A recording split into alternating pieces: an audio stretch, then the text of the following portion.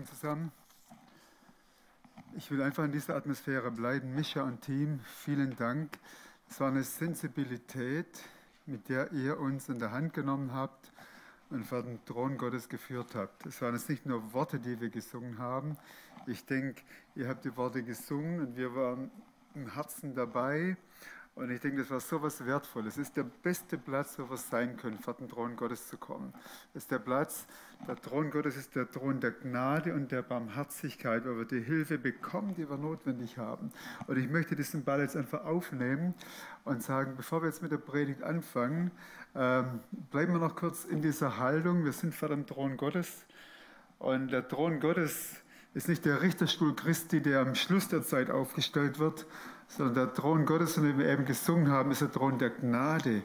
Und von dort bekommen wir Gnade und Barmherzigkeit und die Hilfe, die wir notwendig haben, nach Hebräer 4. Ich will uns einfach jetzt alle einladen, dass wir vor dem Thron still werden und unser Herz zur Ruhe bringen. Wir alle haben viel erlebt in dieser Woche. Wir haben Fragen, wir haben Dinge, die uns beschäftigen. Wisst ihr, was das Beste ist, was uns passieren kann? Weil unser Vater vom Himmel uns heute Gnade gibt für die Situation, wo wir Gnade brauchen. Wollt ihr das? Wir müssen nichts bringen. Das Beste, was wir Gott bringen können, sind leere Hände. Vater im Himmel, wir danken dir, dass du Jesus geopfert hast. Das ist geschehen. Das kann nicht rückgängig gemacht werden. Das ist der einmalige, vollkommene Beweis deiner Liebe. Und egal, was wir gemacht haben in der letzten Woche, egal, wo wir gefehlt haben, egal, wo andere uns schuldig geworden sind, egal, wo wir große Hindernisse haben, über dem allen steht, nichts kann uns trennen von deiner Liebe, die in Jesus einmalig, definitiv, für immer gültig offenbart wurde. Und so kommen wir vor deinen Thron, Vater, mit großer Dankbarkeit. Lass uns jetzt stille sein, vielleicht eine Minute oder so, einfach vor dem Thron des Vaters. Vielleicht willst du ihm Dinge abgeben, vielleicht brauchst du Vergebung, vielleicht solltest du jemand vergeben, vielleicht hast du Sorgen, warf sie auf ihn. Es ist Zeit, vor dem Thron still zu werden.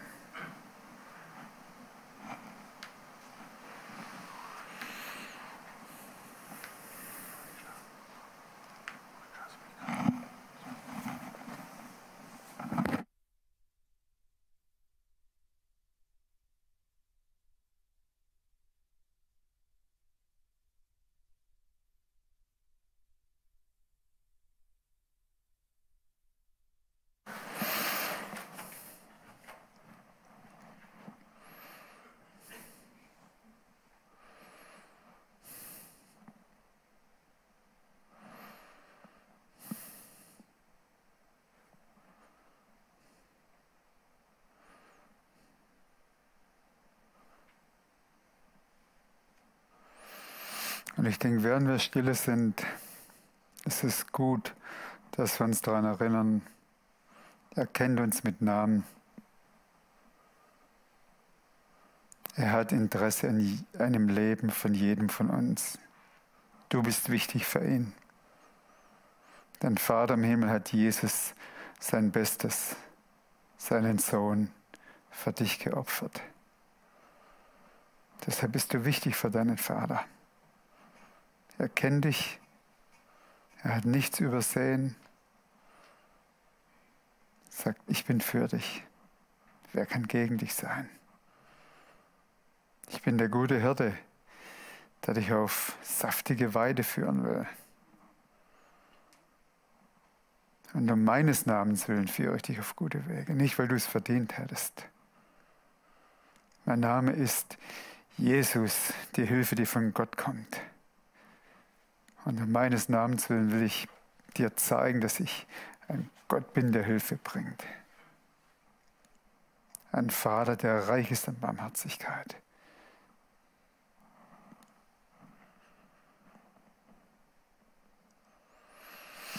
Und Vater, ich bete, dass du jeden von uns, die wir heute hier sind und die im Livestream schauen, Vater, wir beten, dass du jedem von uns das gibst, was wir brauchen, um Jesus immer besser repräsentieren zu können. Danke in Jesu Namen. Amen. Es ist einfach gut, dass wir uns immer wieder auf das Eigentliche, auf das Wesentliche konzentrieren. Gemeinde ist nicht eine Aktion, wo wir was bringen müssen, sondern in erster Linie geht es darum, es gibt diesen roten Faden in der Bibel. Gott hat zu Abraham gesagt, wenn du gut bist, werde ich dich segnen. Falsches Evangelium. Gott hat zu Abraham gesagt, ich bin ein guter Gott und ich werde dich segnen. Und wenn du gesegnet bist, behalte den Segen nicht für dich. Lass den Segen durch dich fließen zu den Nationen. Jesus hat diesen roten Faden aufgenommen. Er hat gesagt, Leute, nicht ihr habt mich erwählt, nicht ihr habt eines Tages einen guten Tag gehabt und gesagt, jetzt bekehre ich mich mal endlich. Nee, ich habe euch erwählt. Ich will euch haben. Egal, wo ihr herkommt, ich will dich haben. Und ich sagte, wenn du heute hier sitzt und du heute im Livestream guckst, du bist ein Kind Gottes, weil Jesus sagt, dich will ich haben. Du bist wichtig für mich. Du bist einmalig wunderbar gemacht und dich will ich haben. Diese Dynamik des Reiches Gottes, diese Dynamik, wie wir mit Gott leben, ist so wichtig, um wirklich Jesus repräsentieren zu können in einer Gesellschaft, die wirklich immer mehr verunsichert wird, brauchen wir diese Sicherheit, diese Festigkeit. Du bist von Gott erwählt, weil er dich haben wollte. Und dann hat es Johannes nochmal stärker ausgedrückt, Johannes im 1. Johannesbrief, Kapitel 4. Leute, das Wesen der Liebe ist nicht, dass wir eines Tages gut drauf waren und sagen, Gott, ich liebe dich, sondern das Wesen der Liebe ist, dass wir eines Tages von ihm das Herz geöffnet gekriegt haben, Liebe empfangen haben und durch die empfangene Liebe von ihm fähig wurden, andere zu lieben. Das ist nach biblischer Aussage das eigentliche Wesen der Liebe. Er hat uns zuerst geliebt, dass wir fähig werden, andere zu lieben. Okay, wir haben jetzt gerade eine Miniserie, Jesus der Prophet, Priester und König. Das ist so nach klassischer Theologie, sind es die Ämter, die Jesus zugesprochen sind. Warum machen wir das? Wir glauben, weil es einfach so wichtig ist, diesen Jesus immer besser kennenzulernen, mit unserer Beziehung mit ihm zu vertiefen und ihm immer mehr den zentralen Platz in dieser Gemeinde zu geben. Je mehr du und ich und wir, jeder von uns Jesus unterordnen, surrender. Jesus in sich hat keine Konflikte. Jesus in sich hat keine Zweifel. Je mehr jeder von uns sich diesem Jesus unterordnet, desto mehr näher rücken wir zusammen, desto mehr kommt Einheit in Beziehungen, desto mehr kommt Einheit in dem, was wir gemeinsam mit ihm tun wollen. Jesus, der König, der Priester, der Prophet. Ich habe das Privileg, heute über Jesus, den Propheten, zu reden. Von diesen ganzen 3 Ämtern ist das eigentlich, was in den Briefen im Neuen Testament am wenigsten aufgegriffen wird, aber trotzdem eine gewichtige Botschaft ist. Jesus, der Prophet. Stell dir mal vor, du bist in einem Kellerraum. In diesem Kellerraum geht das Licht aus und du bist und sagst, oh je, ich kann mich gar nicht mehr orientieren. Und dann hast du zum Glück dein Handy dabei und kannst Licht anmachen. Dann findest du den Weg zur Türe, den Weg raus. Kannst du dir vorstellen, dass in unserer Zeit heute viele Menschen sich so fühlen, als ob sie im Keller sind und das Licht ist aus? Wir haben mit Menschen geredet in den letzten Wochen, Monaten, die wirklich schlaflos sind, verunsichert sind, sagen, wo geht das Ganze hin? Kennt ihr auch aus eurer Nachbarschaft? Und das ist die Zeit, wo Gott sagt, und jetzt mache ich das Licht an. Und man kann diese Illustration vom Licht so beschreiben, Gottes Botschaft kommt. Gottes Hoffnung kommt, Hoffnung vom Himmel, Botschaft vom Himmel, das ist das prophetische Licht, das in diesem Keller leuchtet. Und stell dir vor, in diesem Keller geht das prophetische Licht an. Stell dir vor, in Weddingen, in Baden, hier in der ganzen Region im Aargau, das Licht geht an, dass Menschen, die verunsichert sind, dass Menschen, die verzweifelt sind, dass sie sagen, ich habe das Licht gesehen, ich weiß, wo das Ganze hingeht, ich weiß, warum ich existiere. Und das ist Gottes Agenda für heute.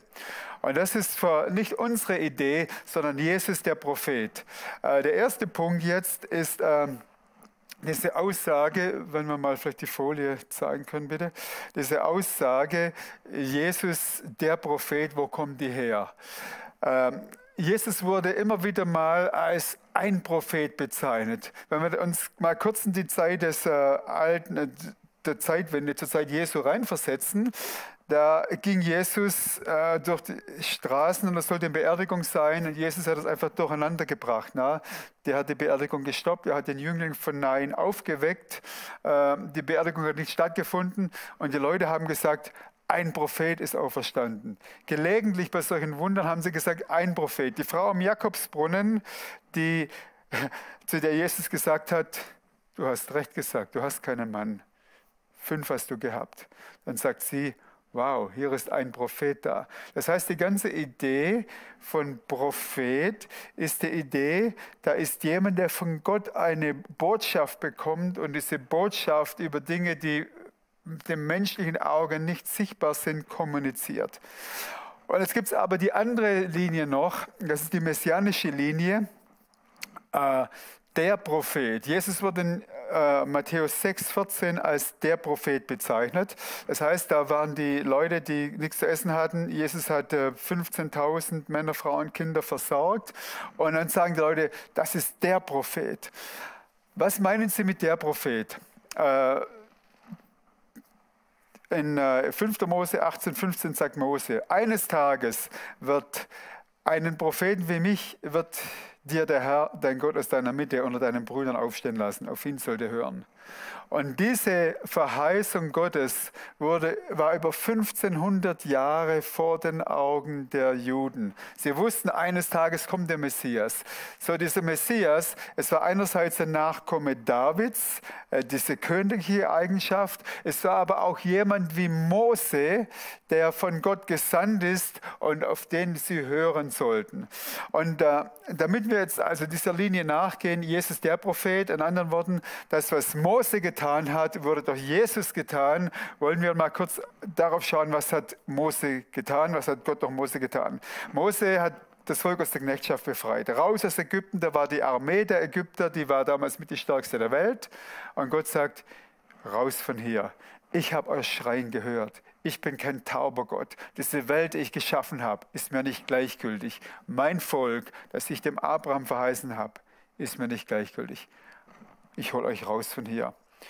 Und dieser Mose hat Gott von Angesicht zu Angesicht gesehen. Er hat mit Gott geredet, wie mit einem Freund. Und das Dritte, er hat übernatürlich gehandelt. Er konnte mit dem Stock ein Wasser schlagen, einen Felsen schlagen, Wasser ist geflossen. Es war das Phänomen des Übernatürlichen. Er konnte seinen Stab ausstrecken, das Rote Meer ging auf, das Volk konnte durchziehen, eine ganze Armee wurde vernichtet. In anderen Worten, das zusammengefasst, die Juden haben gehofft, dass eines Tages jemand kommen wird mit diesen Fähigkeiten, die Mose auch hatte. Mit diesen Fähigkeiten, das Volk von der Knechtschaft zu befreien. Mit der Fähigkeit, von Gott klar zu hören und mit der Fähigkeit, übernatürliche Dinge zu tun. Und als sie Jesus gesehen haben, haben sie gesagt, das ist der Prophet, der kann das tun. Das Ganze wurde aber von Gott noch intensiviert. Jesus hat nicht nur prophetisch geredet und gehandelt.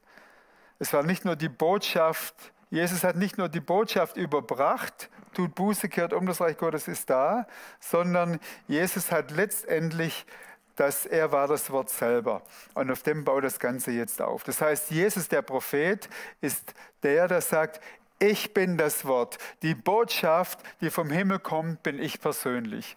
Und diese Botschaft, die vom Himmel kommt, die lesen wir in Hebräer 1, Verse 1 bis 3. Nachdem Gott vielfältig und auf vielerlei Weise ehemals zu den Vätern geredet hat in den Propheten, hat er am Ende dieser Tage zu uns geredet im Sohn, den er zum Erben aller Dinge eingesetzt hat, durch den er auch die Welten gemacht hat. Er, der Ausstrahlung seiner Herrlichkeit und Abdruck seines Wesens ist und alle Dinge durch das Wort seiner Macht trägt. Der hat sich zur Rechten der Majestät in der Höhe gesetzt, nachdem er die Reinigung von den Sünden bewirkt hat. Und er ist umso viel erhabener geworden als die Engel, wie er einen vorzüglicheren Namen vor ihnen ererbt hat. Wir lesen diesen Abschnitt mit dieser Perspektive. Jesus der Prophet. Jesus ist der nicht nur eine Botschaft gebracht hat, sondern Jesus ist die Botschaft Gottes selber. Und diese Informationen, die hier drin sind, die sind gewaltig. Man könnte da 2 Wochen drüber reden. Ganz kurz durch diese Aussagen. Jesus ist der Erbe aller Dinge. Lass uns das vor Augen halten. Alle Dinge, die hier existieren, sind Eigentum Jesu Christi. Und wir müssen das mit den Augen sehen in unserer Zeit. Unsere Zeit ist nicht Corona-Zeit, sondern unsere Zeit ist in erster Linie die Zeit, wo Jesus, der vom Vater eingesetzt ist, als Erbe, er geht durch die Nationen, weil die Nationen sein Erbe sind.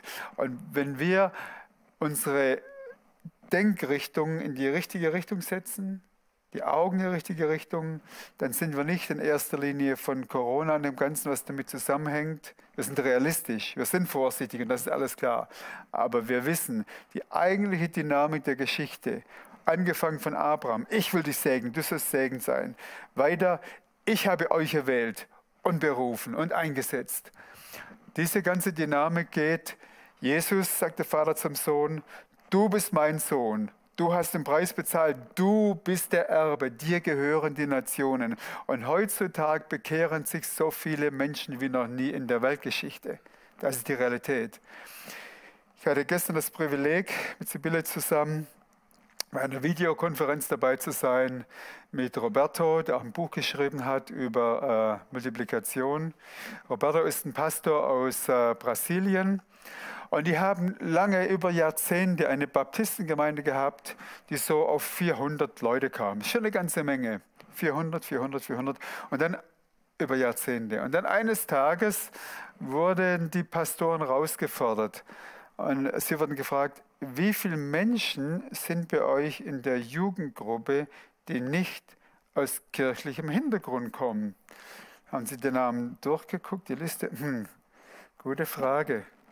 Keiner. Das heißt, wir haben hauptsächlich Leute in unserer Mitte, die aus christlichen Familien kommen. Das ist gut, dass wir die haben, super. Aber das ist nicht eigentlich der Auftrag an die Gemeinde Jesu Christi. Und das hat sie zum Nachdenken gebracht und sie haben dann als Gemeinde angefangen, sich über Jüngerschaft Gedanken zu machen.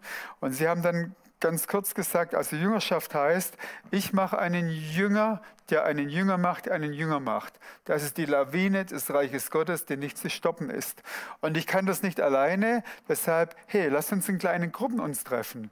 Hauskirchen, Hauskreise, Kleingruppen, wie immer man das nennt. Lass uns in diesen Gruppen uns treffen mit einem Ziel, dass unsere Nachbarn, Arbeitskollegen, Schwiegermütter und sonstige Leute, die Gott noch nicht kennen, dass sie Jesus kennenlernen. Und dann sind sie leg mich nicht auf die Zahlen fest, es waren über 10 Jahre, 12 Jahre ungefähr, auf über 10.000 gewachsen. Von 400 auf 10.000 in über 10 Jahren.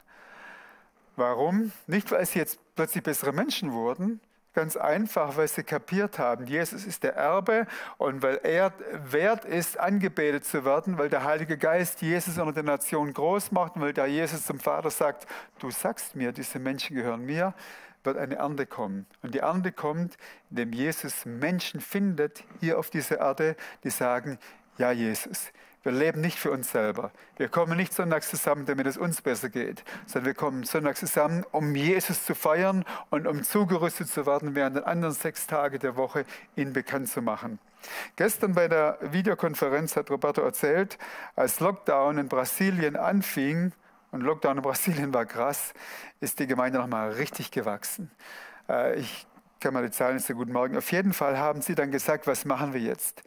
Wir müssen zu Hause bleiben. Okay, wir gehorchen der Regierung, aber die moderne Technik, wir benutzen das Internet, um uns gegenseitig stark zu machen. Wir beten miteinander und wir ermutigen einander.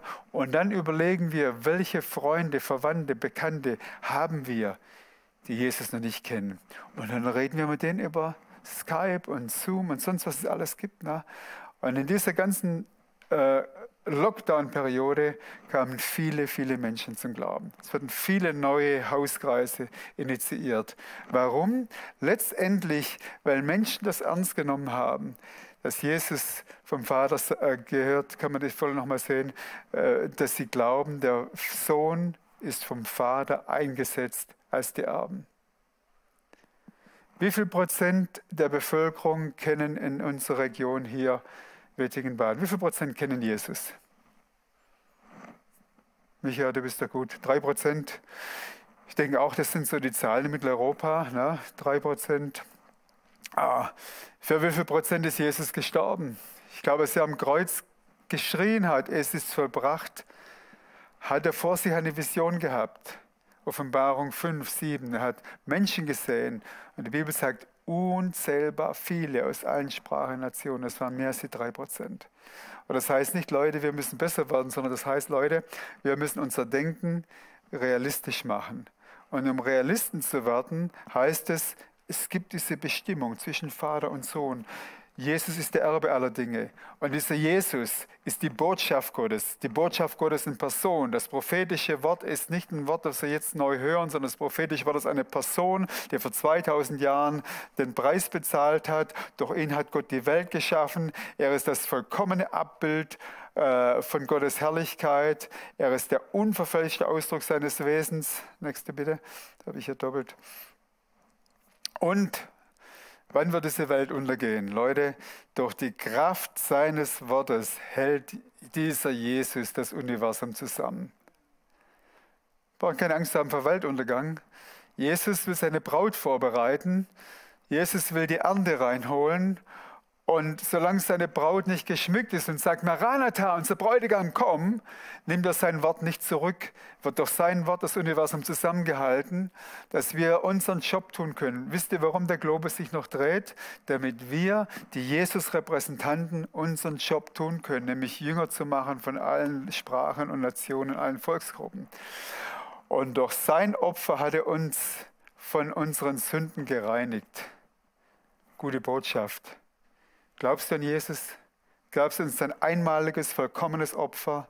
Dann bekenne deine Sünden, empfange Vergeben und dann weißt du, all deine Sünden sind bezahlt. Alles ist ausgelöscht. Deshalb kannst du mit reinem Gewissen vor Gott kommen, vor seinen Thron und empfangen, was du brauchst für ein Leben mit ihm. Als Jesus das getan hat, ging er zurück zum Vater, sitzt zur Rechten des Vaters, da sitzt er heute und er macht dort nicht Urlaub. Jesus sitzt zur Rechten des Vaters und er sagt, ich baue meine Ekklesia, ich baue meine Gemeinde. Ich sitze da oben, aber ich baue. Der Heilige Geist ist hier auf dieser Erde und der Heilige Geist führt das weiter, was Jesus angefangen hat. Der Heilige Geist ist Gott, er ist unser Herr und er macht Jesus groß und er gibt uns Kraft und Dynamis und so wird das weitergehen, was Jesus angefangen hat. Das ist das prophetische Wort, das eingepflanzt ist durch das Kreuz, unwiderruflich. Das ist geschehen. Wenn wir sagen, Jesus, der Prophet, dann sagen wir letztendlich, Jesus hat den Vater offenbart, aber Jesus selber ist die Botschaft des Vaters. Und mit dieser Botschaft, diese Botschaft des Vaters heißt Jesus. Jesus, das prophetische Wort Gottes. Mit dieser Botschaft sagt Gott, seht ihr, dieser Globus ist mir nicht gleichgültig. Erkennt ihr es? Ich liebe diese Menschen. Erkennt ihr es? Ich habe einen Preis bezahlt, damit jeder Mensch, der auf dieser Erde lebt, mich kennenlernt. Das ist die prophetische Botschaft, die Gott selber in Jesus auf diese Erde gesandt hat. Das ist nicht rückgängig zu machen, das ist nicht zu revidieren und das braucht man nicht kleiner zu machen, auch nicht größer zu machen. Das ist die Botschaft. Er ist der Erbe. Er ist eingesetzt vom Vater, er ist das Opferlamm, das für alle Schuld bezahlt hat, für alle Sprachen, Nationen, Volksgruppen. Das ist die prophetische Botschaft, die Gott der Vater in Jesus erfüllt hat. Jetzt können wir aufhören im Gottesdienst und sagen, nett, das ist gut, das freut uns. Aber wer von euch ist Nachfolger von Jesus? Gibt doch ein paar, ne?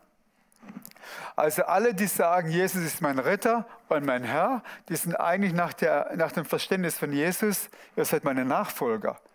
Er hat nicht gesagt, ihr seid Christen, die in die Kirche gehen, sondern Jesus hat gesagt, wer mir nachfolgen will, wer mit mir im Reich Gottes leben will, der nehme sein Kreuz auf sich. Und das Kreuz ist nicht ein schweres Paket, sondern das Kreuz ist das Todesurteil.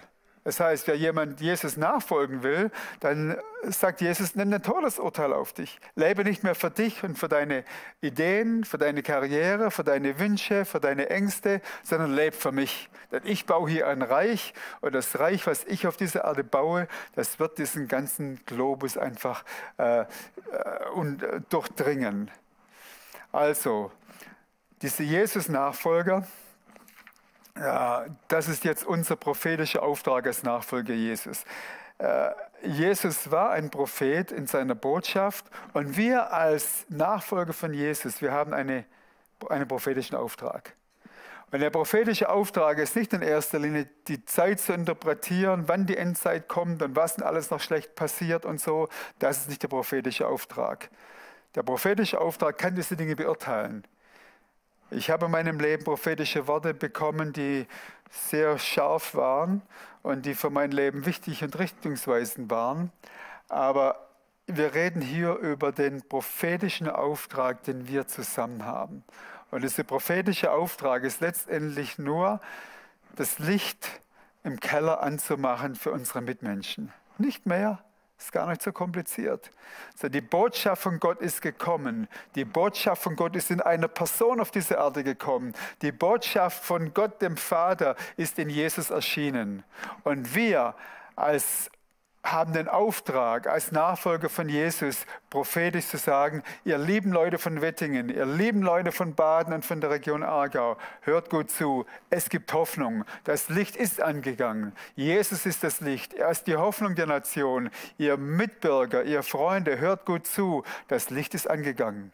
Das ist der prophetische Auftrag, den wir haben. Es ist nicht neu zu prophezeien über alle möglichen Dinge. Verstehe mich nicht falsch, ich glaube an den prophetischen Dienst, ich glaube an die Gabe der Prophetie, das ist ganz wichtig, aber es gibt hier noch was grundlegender und ganz einfach ist.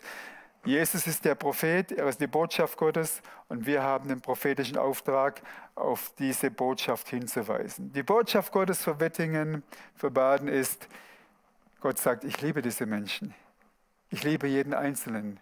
Ich habe meinen Sohn Jesus für jeden Einzelnen geopfert. Sagt es weiter, macht das Licht im Keller an, dass sie den Weg finden, raus aus Gefangenschaft, dass sie den Weg finden, raus aus Hoffnungslosigkeit, Angst, Bedrücknis. Dann wird es passieren. Diese Botschaft ist einfach, denke ich, oder? Diese Botschaft ist nicht kompliziert, aber einfach und leicht in der deutschen Sprache, ich glaube auch in Schweizerdeutsch sind zwei unterschiedliche Sachen. Es ist einfach zu verstehen. Es ist nicht immer leicht, es zu leben. Aber die Tatsache, dass es nicht immer leicht ist, heißt nicht, wir machen es nicht, sondern wir helfen einander. Sibylle und ich, wir haben Nachbarn und fast keiner von diesen ganzen um uns herum kennt Jesus. Und wir haben gesagt, wir können da nicht einfach zuschauen. Es sind ein paar Leute gestorben in unserer Nachbarschaft in den letzten 2 Jahren und das zeigt uns die Ernsthaftigkeit, die wir in diesem Leben, die uns betrifft. Und wir haben angefangen mit ein paar Gebetspartner. Wir haben ein paar Gebetspartner, wir sagen, wir beten zusammen. Und da gibt es eine Familie, die ist vor einem Jahr dahin gezogen und wir sind Sonntagabend spazieren gegangen, Sibylle und ich, und dann haben wir gesagt, okay, das sind neue Nachbarn, kommen wir gerne kurz hin und sagen Hallo. Sind hingegangen, Hallo, vorgestellt und wir wohnen auch noch nicht lange hier, haben wir gesagt, wo kommt ihr her? Wir kommen aus Tübingen, was hast du gemacht? Theologie studiert. Ach, Theologie, Gott und Kirche, lass mich in Ruhe. Das war eine gute Vorstellung vom ersten Tag. Da habe ich gesagt, mir geht es nicht um Kirche, ne? Mir geht es darum, was ich in meinem Leben erfahren habe. Eine Stunde lang Zeugnis über Gott und alles erzählt und es war gut. Und seitdem haben wir eine Beziehung, wo wir Vertrauen aufbauen. Und jetzt unsere Kultur dort, das ist ein schönes Dorf. Die Kultur ist so, man redet nett und freundlich miteinander und wir haben zu allen Nachbarn freundliche, nette Beziehungen, aber keiner von ihnen geht gegenseitig ins Haus. Das ist doch eine Schwelle zu viel, ne? Und wir haben die Beziehung weitergebaut und haben diese eine Familie jetzt darauf hingearbeitet, sie einzuladen. Und letzte Woche kamen sie. Und es war eigentlich ein diesem Dorfzentrum so ein kleiner historischer Schritt. Ne? Und sie kamen und wir haben Raclette gegessen, gute Zeit gehabt, keine komplizierten Gespräche, aber Gespräche über uns, über sie, biografische Themen, Lebensprobleme. Und die Dame hatte seit Jahren nicht mehr geschlafen bei Nacht, ne? Große Schlafstörungen. Und Sibylle hat gesagt, hey, ich kenne da was, ne? Ein ganz natürliches, einfaches Mittel. Ich gebe dir was mit. Am nächsten Morgen lag ein Zettel im Briefkasten. Seit Jahren habe ich das erste Mal wieder durchgeschlafen. Und das hat mein Leben so bereichert. Ne? Was ist passiert? Gestern war Sibylle wieder dort.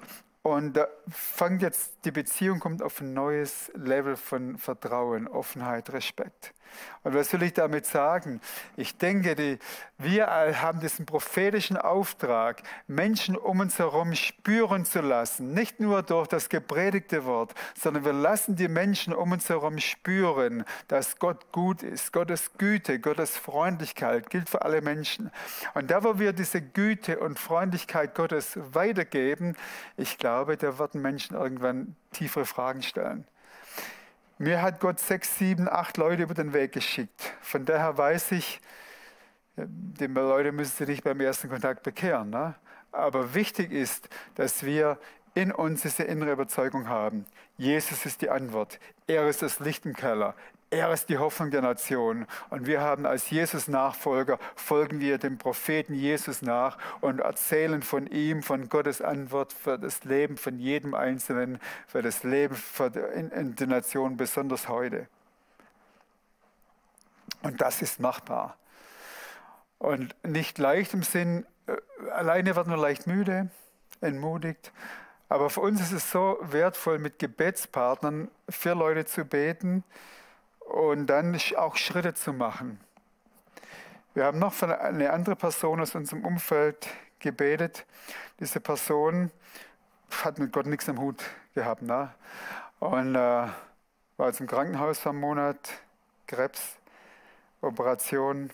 Operation lief eigentlich von der Idee her gut, Beseitigung der Symptome etc.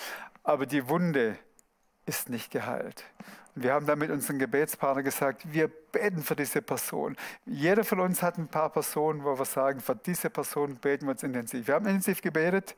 Nach ein paar Tagen ruft Sibylle an und sagt, wie geht's? Sagt die Person, die Wunde ist lange nicht geheilt.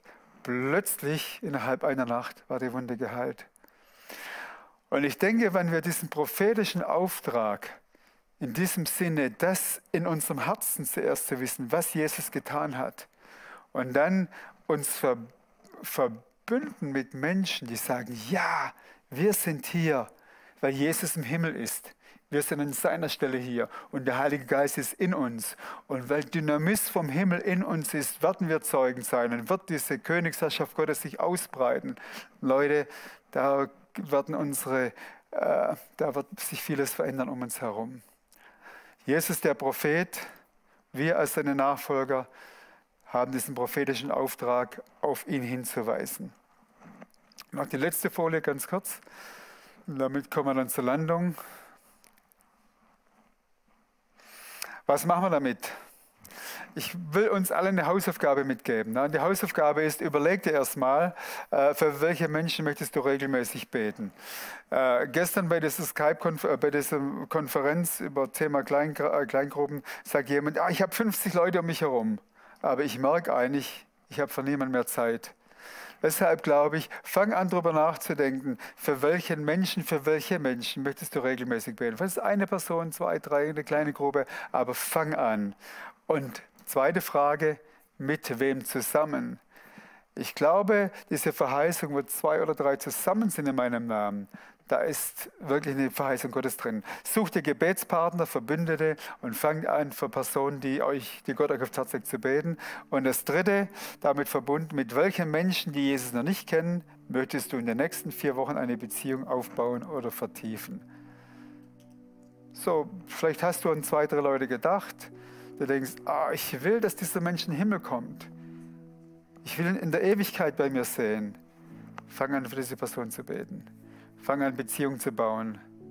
Und diese Beziehung muss nicht in erster Linie gleich der Predigtkontext sein. Wenn es passiert, passiert's.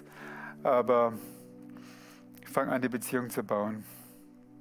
Wir haben ein paar Mal in unserem Leben erlebt, dass Leute sich beim ersten Kontakt bekehrt haben. Ganz krass.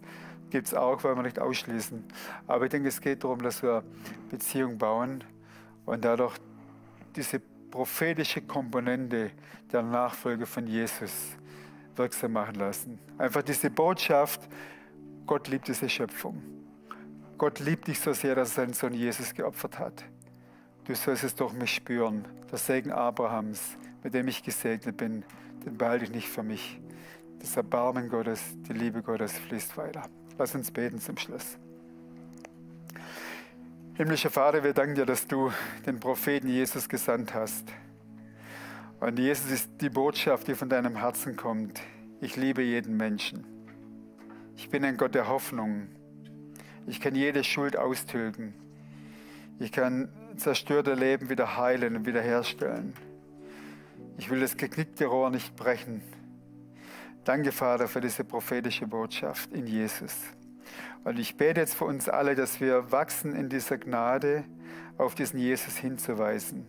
Dass wir diese prophetische Komponente, Jesus ist die Antwort, Jesus ist die Hoffnung der Nation, Jesus ist der einzige Weg zum Vater, Jesus ist das vollkommene Opferlamm Gottes, dass wir diese Botschaft der Versöhnung, der Heilung weitergeben, dass wir dann als Ergebnis eines Tages sehen, viele Menschen in unserer Region, in Wettingen, Baden und drumherum, ganz Aargau, und wo wir sonst hingehen, viele Menschen haben Jesus kennengelernt, sind zum Vater nach Hause gekommen, um ewigen Frieden zu empfangen. Vater, wir liefern uns dir aus. Du hast dieses Werk in uns angefangen. Wir vertrauen dir, dass du es weiterführst. Amen.